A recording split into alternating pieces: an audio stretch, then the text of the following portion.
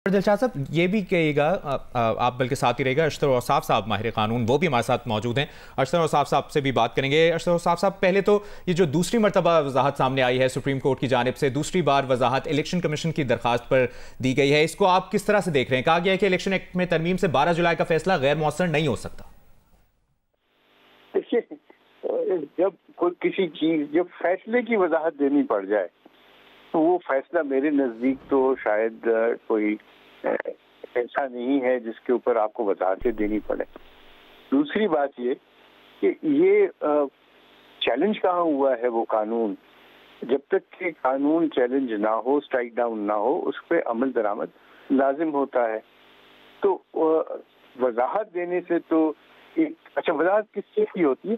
जो आप फैसला दे चुके हैं।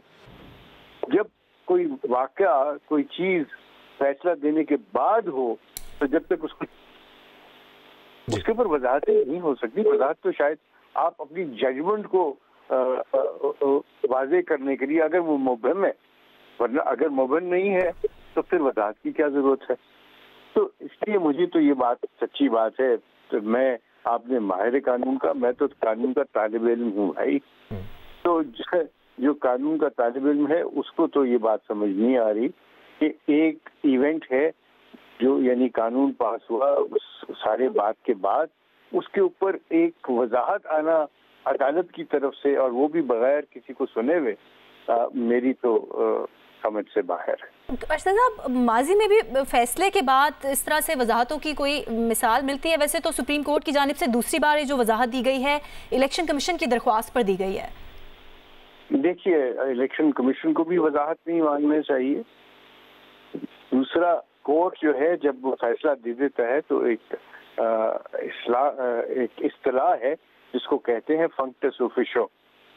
उसका मतलब ये होता है कि जब कोर्ट एक समाअत खत्म कर चुका है तो उसके बाद उस केस को, उसको सुनने का इख्तियार नहीं रहता जब तक कि वो रिव्यू ना हो। तो रिव्यू तो पैदार नहीं हुआ इसमें जिसके अंदर ये बात किसी ने की हो। हाँ, ये बात जरूर है कि डायरेक्शंस दी जा सकती हैं इम्प्लीमेंटेशन के लिए, और इम्प्लीमेंटेशन जो है वो कोर्ट का इख्तियार है। लेकिन दरखास्त जो है, वजाहत मांगना कोर्ट से, ये इसकी नज़ीर नहीं है।